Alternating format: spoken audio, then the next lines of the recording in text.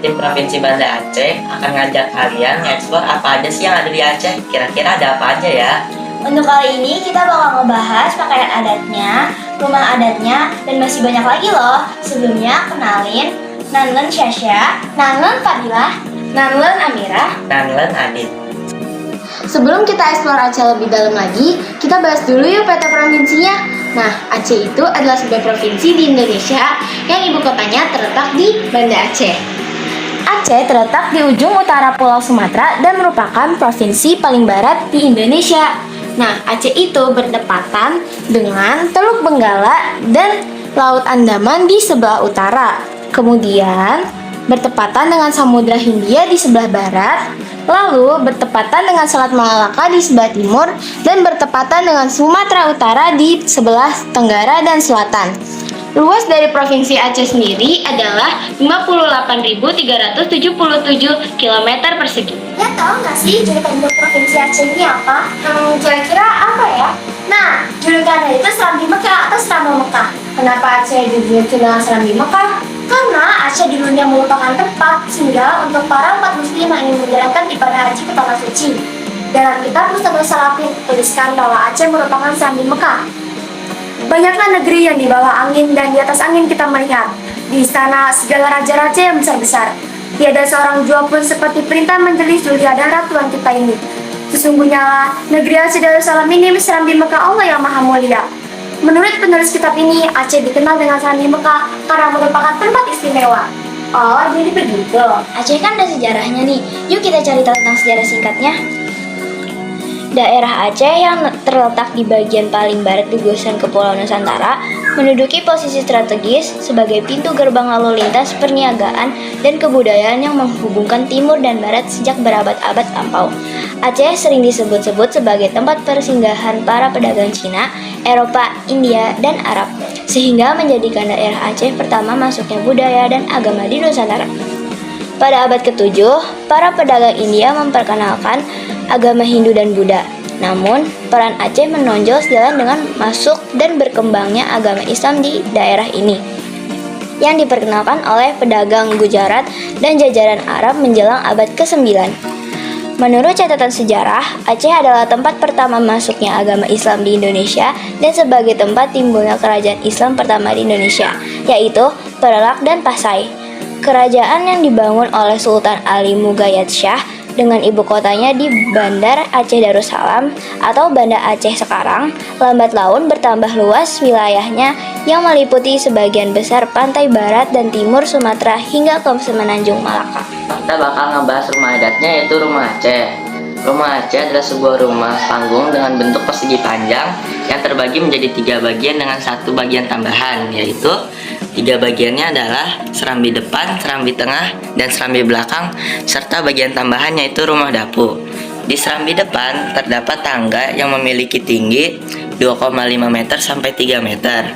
Rumah ini memiliki bentuk persegi panjang dari timur ke barat dan untuk memudahkan dalam menentukan kiblat. Di sebelah sini ada bunga jempa atau biasa disebut dengan bunga cempaka. Bunga cempaka ini tersebar luas di Pulau Sumatera, terutama di Provinsi Aceh. Bunga cempaka wangi adalah bunga pohon hijau abadi yang bunga putih dan kuningnya sebagai sumber wewangian. Tumbuhan asal anak benua India dan Asia Tenggara ini juga berguna kayunya dan berfungsi pula sebagai penghias taman. Bijinya terbungkus oleh salut biji yang disukai burung. Nah, selanjutnya kita bakal ngebahas kuliner khas Aceh, yaitu kemamah. Makanan ini terbuat dari ikan, yaitu ikan tongkol dan ikan cakalang. Kemamah terkenal juga dengan nama ikan kayu karena keras seperti kayu. Ikan ini diawetkan dengan beberapa proses pembuatan, yaitu mulai dari pembersihan ikan, perebusan, pengeringan, hingga penyimpanan. Nah, di sebelah sini ada masjid yang terkenal di Provinsi Aceh, namanya Masjid Raya Baitur Rahman. Masjid ini dibangun oleh Sultan Iskandar Muda, Raja Aceh periode 1607 sampai 1636 dan dibangun pada tahun 1612 Masehi.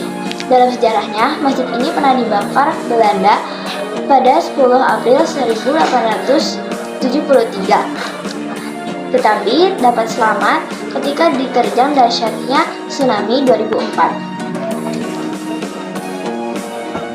Akan tetapi, ada pula yang meyakini bahwa masjid ini telah dibangun lebih awal, yakni oleh Sultan Alauddin Mahmud Shah pada 1292 Masehi. Masjid Raya Baitur Rahman menjadi saksi bisu dari ganasnya gempa bumi sekaligus tsunami yang menerjang Aceh pada 26 Desember 2004. Tsunami tersebut diawali dengan gempa bumi. Kemudian ada pakaian khas Aceh yaitu oleh balang yang mendapat pengaruh dari Islam dan Melayu. Nah, terdapat dua nama nih buat pakaian oleh balang, yaitu linto baro untuk laki-laki dan daro baro untuk perempuan. Pakaian linto baro terbagi menjadi 3 bagian, yaitu bagian atas, tengah, dan bawah. Di bagian atas terdapat mahkotop. Benda ini berbentuk lonjong dan dilengkapi lilitan yang disebut tengkulok, juga berpola bintang persegi 8. Ada 5 warna yang terdapat pada mahkotop ini, yaitu merah melambangkan kepahlawanan, hijau melambangkan agama Islam, kuning melambangkan kesultanan, hitam melambangkan ketegasan, dan putih melambangkan kesucian. Untuk bagian tengah ada mekasa yang terbuat dari benang sutra yang ditenun, umumnya berwarna hitam yang mencerminkan simbol kebesaran.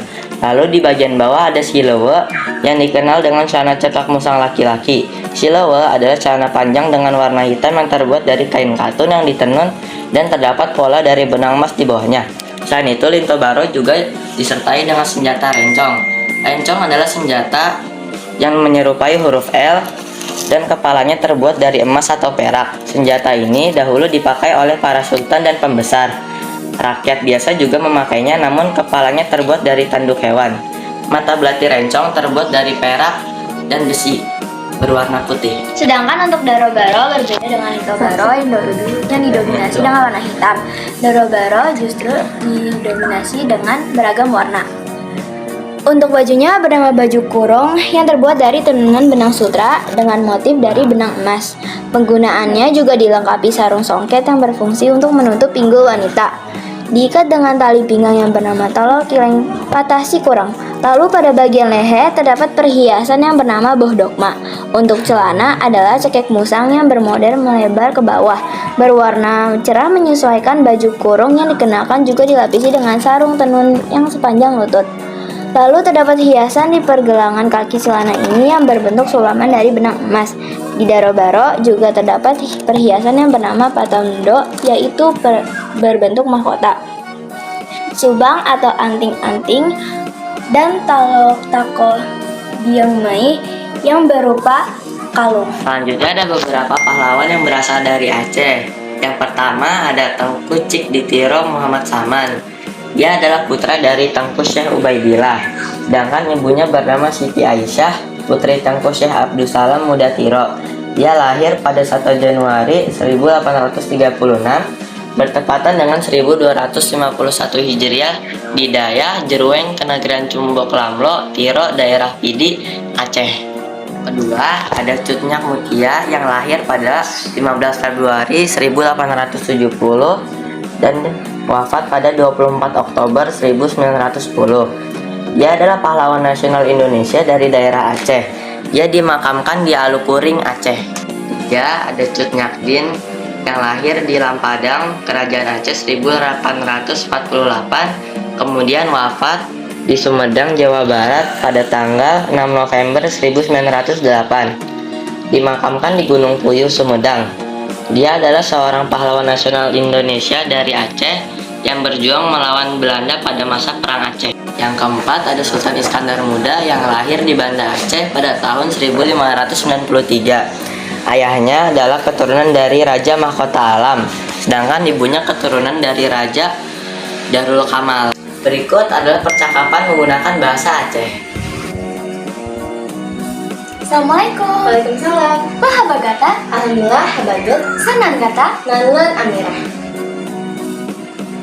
Nah, isi dari percakapan tersebut adalah tentang menanyakan kabar dan menanyakan nama. Tari Ratu Jaro merupakan tarian yang berasal dari Aceh yang menonjolkan unsur kebersamaan dan kekompakan yang didominasi oleh gerakan tangan serta badan yang dilakukan dengan seirama dan dalam tempo tinggi. Tarian yang dibawakan oleh perempuan dengan iringan syair religius ini dimaknai sebagai wujud semangat, jiwa pemberani, dan pantang penyerah para wanita Aceh.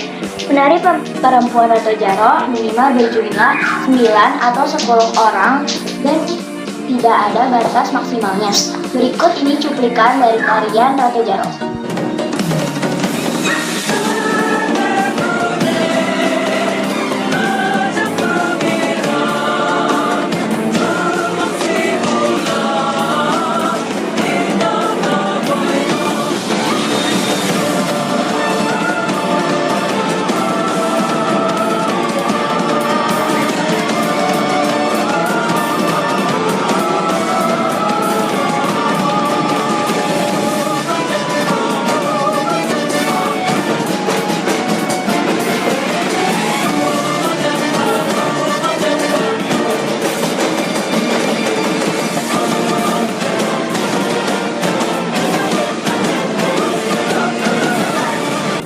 Oh iya, Aceh juga ada lagu daerahnya nih yang terkenal, yaitu lagu Bunga Jempa. Berikut cuplikan dari lagunya.